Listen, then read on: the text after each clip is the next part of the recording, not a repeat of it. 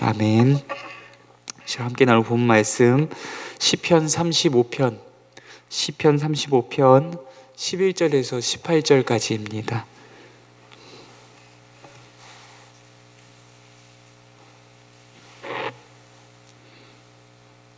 시편 35편 11에서 18절입니다.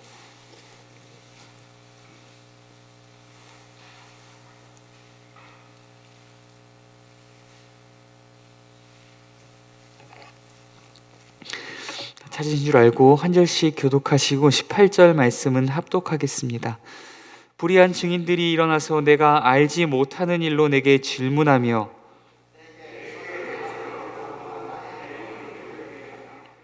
나는 그들이 병들었을 때에 굵은 베옷을 입으며 금식하여 내 영혼을 괴롭게 하였더니 내 기도가 내 품으로 돌아왔도다.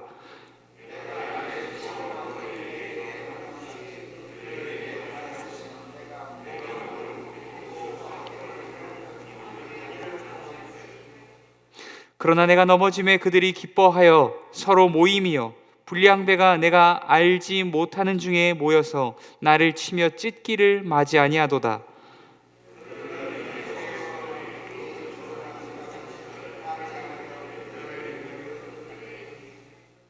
주여 어느 때까지 관망하시려 하나이까? 내 영혼을 저 멸망자에게서 구원하시며 내 유일한 것을 사자들에게서 건지소서. 합독하겠습니다. 내가 대회 중에서 주께 감사하며 많은 백성 중에서 주를 찬송하리이다. 아멘. 잠시 기도하겠습니다. 사랑과 내가 많으신 하나님 아버지, 참으로 어렵고 힘든 시기 가운데 우리를 지금까지 여기까지 지키시고 인도하여 주셔서 참으로 감사합니다. 하나님 또한 하나님을 예배할 수 있는 상황과 환경, 마음과 특권을 하나님 우리 안에 허락하여 주셔서 하나님 참으로 감사합니다. 이 고난과 고통으로 가득 찬 시대, 이 세대 가운데에 참으로 하나님, 여호와 하나님만이 우리의 소망임을 믿음으로 우리를 부르신 처소에서 하나님 의지하며 예배할 때에 주의 말씀으로 우리를 다스려 주옵소서. 눈에 보이는 상황과 환경들이 우리의 마음을 낙심케 하고 절망케 한다 할지라도 하나님 참으로 주의 말씀 안에서 용기를 얻고 희망을 얻고 하나님 다시금 평강을 얻고 믿음의 길을 끝까지 걸어가기로 결단하는 우리가 될 수 있도록 인도하여 주시옵소서.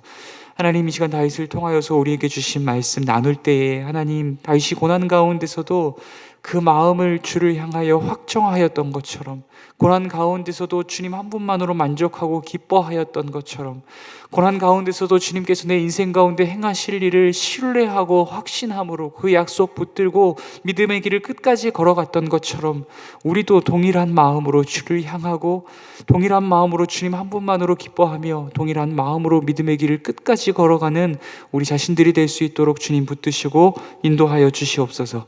함께 하시기 소원합니다. 거룩하신 예수님 이름으로 기도드립니다. 아멘. 오늘 선이 악으로 돌아올 때라는 주제로 함께 말씀 나누도록 하겠습니다. 사랑하는 성도 여러분, 우리의 인생 가운데는 여러 가지 고난과 환난과 역경들이 다가오게 됩니다. 오늘 여러분들은 혹시 어떤 고난과 어떤 일들이 가장 고통스러운 기억으로 남아 있습니까? 오늘 본문에서는 믿었던 친구들의 배신과 배반에 대하여서 다루고 있습니다. 여러분들은 혹시 형제와 같이 사랑하고 아끼던 누군가에게 배신을 당하고 배반을 당해본 적, 그런 경험들 있으십니까? 저는 20대 때 믿고 따르던 형에게 인생 처음으로 대출 사기라는 걸 당해본 적이 있습니다. 저는 그를 정말 친형처럼 아꼈고 사랑했고 그도 저를 그렇게 아끼고 사랑한다고 생각했습니다. 그러나 그는 아예 처음부터 저를 만나기 전부터도 그런 목적으로 저에게 접근을 했었고 저를 만나자마자부터 저에게 사기를 쳤습니다. 더 화가 났던 건 그가 저에게 사기를 치고 나서도 무려 한 6개월 정도를 저는 그 사실을 모른 채 친형처럼 사랑하고 그를 따랐다는 것입니다. 그 결과 저는 20대 중반쯤에 감당할 수 없는 빚으로 대부 업체에서 빚독촉 전화를 받아야 했고 빨간색 전보 딱지가 혼자 살고 있는 그 자취방으로 날아오는 경험을 해야만 했습니다.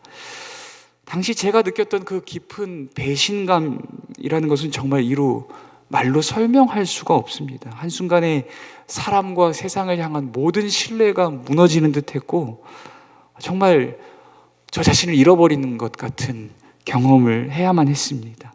오늘 본문의 다윗 또한 유사한 상황 가운데 놓여 있었습니다. 믿었던 사람들로부터 배신과 배반을 당했습니다. 다윗은 이러한 고난과 고통의 상황 가운데 어떻게 대처하고 있을까요? 우리 본문의 말씀을 통해서 한번 확인해 보도록 하겠습니다. 먼저 11절 말씀입니다. 본문 11절 말씀 제가 읽겠습니다. 불의한 증인들이 일어나서 내가 알지 못하는 일로 내게 질문하며. 아멘. 시편 기자 다윗은 마치 법정에 고소를 당하고 고발을 당한 것과 같은 상황에 놓여 있습니다. 그가 하지 않은 일, 심지어는 알지도 못하는 일로 그는 고발당하고 있는 상황입니다. 더욱 비참한 것은 무엇이냐면 포악하고 잔악하고 또한 폭력적인 거짓 증인들까지 나서서 거짓으로 증언하며 무고한 다윗에게 힐문하고 다윗을 몰아붙이고 있는 상황이라는 것입니다. 게다가 다윗을 더욱 버티기 힘들게 만들었던 것은 다윗을 고소하고 고발한 사람들의 정체 때문입니다. 우리 그 말씀을 우리 본문 12절에서 14절까지, 본문 12절에서 14절까지 천천히 함께 읽어보도록 하겠습니다. 내게 선을 악으로 갚아 나의 영혼을 외롭게 하나 나는 그들이 병 들었을 때에 굵은 베옷을 입으며 금식하여 내 영혼을 괴롭게 하였더니 내 기도가 내 품으로 돌아왔도다. 내가 나의 친구와 형제에게 행함같이 그들에게 행하였으며 내가 몸을 굽히고 슬퍼하기를 어머니를 곡함같이 하였도다. 아멘. 지금 다윗이 자기가 하지 않은 일로, 심지어는 알지도 못하는 일로 거짓으로 고소를 당하고 고발을 당하고 오해와 누명을 쓰고 있는 상황입니다. 정말로 힘든 것은 그를 고소하고 고발한 사람들의 정체입니다. 무엇입니까? 그가 형제와 같이 아끼던, 사랑하고 아끼던 친구들이었다는 사실입니다. 다윗은 그 친구들에게 마치 형제에게 대하듯이 행하였습니다. 다윗은 그 친구들이 병들었을 때 굵은 베옷을 입고 금식하며 슬피 울며 하나님께 기도하였습니다. 다윗은 그 친구들이 어려운 일을 당하였을 때 마치 내가 모친 상을 당하였던 것처럼 몸을 굽히고 슬퍼하며 애곡하였다고까지 말하고 있습니다. 그러나 그럼에도 불구하고 그 친구들은 다윗의 선을 악으로 갚아준 것입니다. 오히려 다윗의 선과 호의를 악으로 이용한 것입니다. 그 친구들은 다윗이 형제처럼 대할 때에 그의 선과 호의를 이용해서 악을 꾸몄을 것입니다. 그 친구들은 다윗이 병들었을 때에 다윗이 무서운 죄를 범하여서 하나님께 벌을 받고 있다라고 모함하였을 것입니다. 그 친구들은 다윗이 어려운 일을 당할 때에 마치 원수가 그들의 발 앞에 엎드러진 듯이 박수를 치며 웃고 기뻐하고 즐거워하였을 것입니다. 다윗이 베풀었던 모든 선과 호의가 자신에게 악으로 돌아오고 있습니다. 사람들을 향한 그의 신뢰가 무너지고 있습니다. 그는 마치 세상 가운데 홀로 버려진 듯이 심히 괴롭고 외로운 상황에 놓여 있습니다. 13절 말씀에서처럼 다윗은 차라리 그때 내가 그들을 위해 드렸던 기도들이 응답되지 않았더라면 이라는 후회의 마음까지 품게 되었습니다. 이제 또한 다윗의 친구들의 악함과 그들의 악한 행위에 대해서 더욱 구체적으로 설명하고 있습니다. 본문 15절과 16절 말씀, 본문 15절과 16절 말씀 천천히 함께 읽겠습니다. 그러나 내가 넘어짐에 그들이 기뻐하여 서로 모이며 불량배가 내가 알지 못하는 중에 모여서 나를 치며 찢기를 맞이 아니하도다. 그들은 연회에서 망령되이 조롱하는 자 같이 나를 향하여 그들의 일을 갈도다. 아멘. 그들은 다윗이 실패하고 환난을 당하면 서로 모여서 깔깔대고 웃으며 기뻐하고 즐거워하였습니다. 또한 그들은 다윗을 따돌린 채 사람들을 찾아다니고 사람들을 모으며 연회까지 참석하여서 악한 말들로 쉼없이 다윗을 비난하고 조롱하였습니다. 그들이 그렇게 행하는 행위가 다윗의 눈에 마치 굶주린 사자가 다윗을 삼키기 위해서 이를 가는 모습처럼 보여졌다라고 이야기하고 있습니다. 여러분들은 여러분의 선이 악으로 돌아오는 경험을 해보신 적이 있습니까? 더욱이 형제와 같이 사랑하고 아끼며 믿었던 친구들로부터 배신과 배반을 당해본 경험이 있습니까? 그들이 나의 선을 악으로 갚는 경험을 해본 적이 있으십니까? 나의 선을 이용하여서 도리어 악의 재료로 사용하는 것을 경험해 본 적이 있으십니까?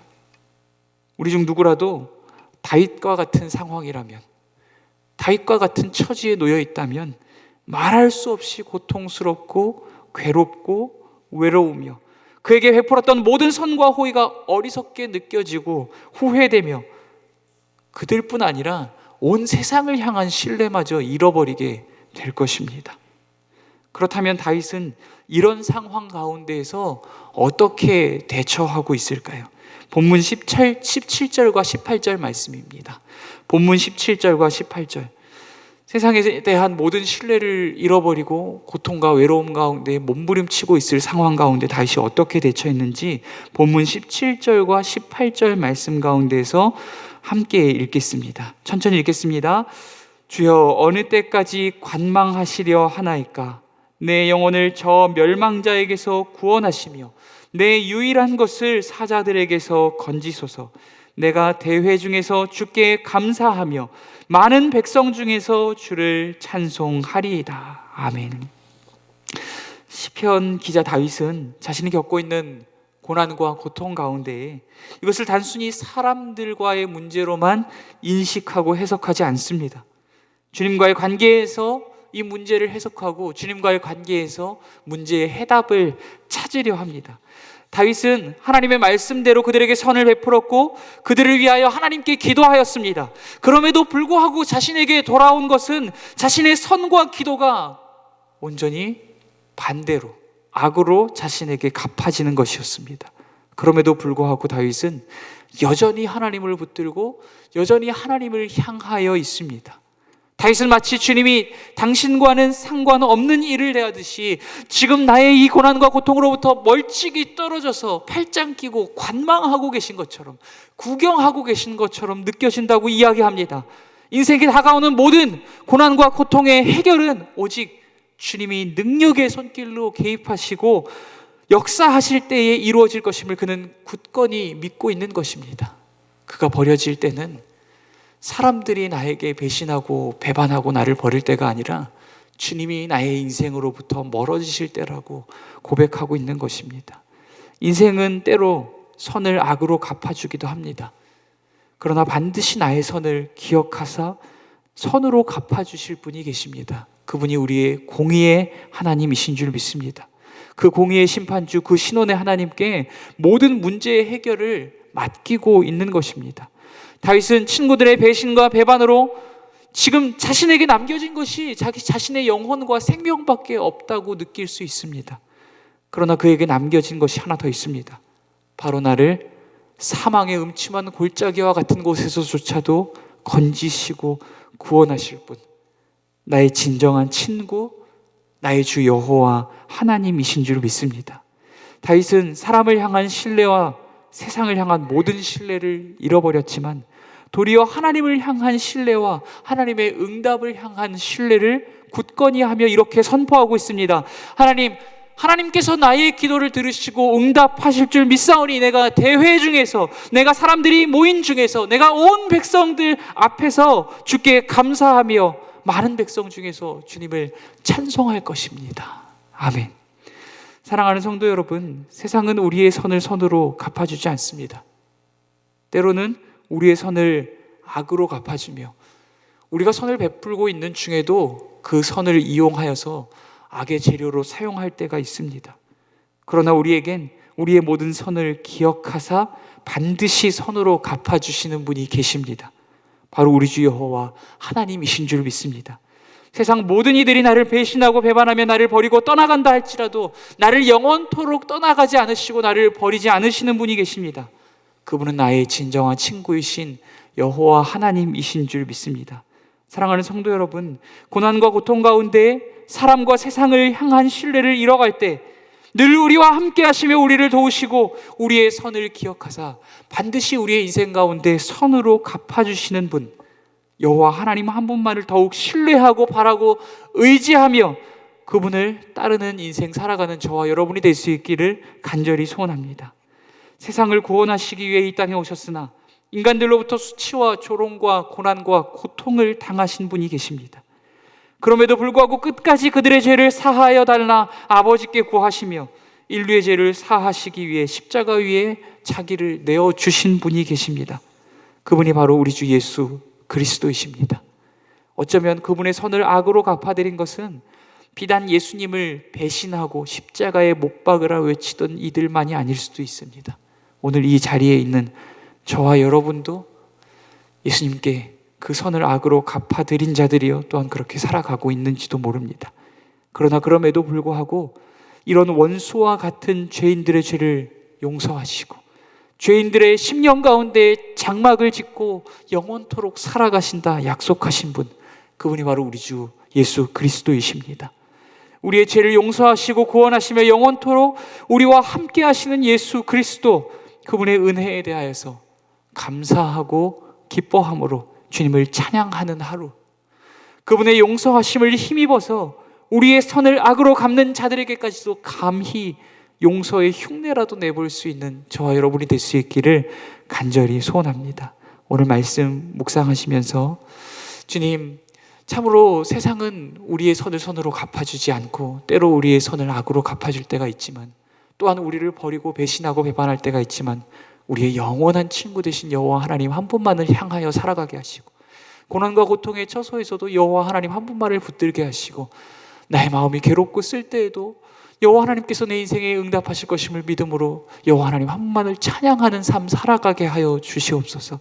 이것들 놓고 함께 기도해 주시고 또 몇 가지 기도 제목 함께 나누도록 하겠습니다. 특별히 원로 목사님 혈압이 정상화 되실 수 있도록, 폐 기능이 회복되실 수 있도록, 염증 수치가 낮아질 수 있도록, 신장의 모든 기능이 회복될 수 있도록, 온몸의 장기와 기능들이 회복되어질 수 있도록 우리 함께 기도 부탁드립니다. 우리 그리고 이영 집사님 아버지 뇌경색으로 입원해 계시는데 위중한 가운데 계십니다. 치유와 회복을 위해서 기도 부탁드립니다. 그리고 서정자 집사님 오늘 오전에 빈센트에 입원하시고 월요일에 코 속에 혹 제거 수술을 받으신다고 합니다. 위에서 기도 부탁드립니다. 권정남 집사님께서 빈혈로 넘어지셔서 머리에 피가 고여있는 상황이라고 합니다. 그 모든 치료와 회복의 과정 가운데 하나님께서 일하여 달라고, 또한 이 외에도 우리 성도님들 가운데에 고통과 질병 가운데 신음하고 있는 성도님들 계시다면 기억하시고 또한 그분들 한 분 한 분 불러가시면서 기도해 주시기를 부탁드리겠습니다.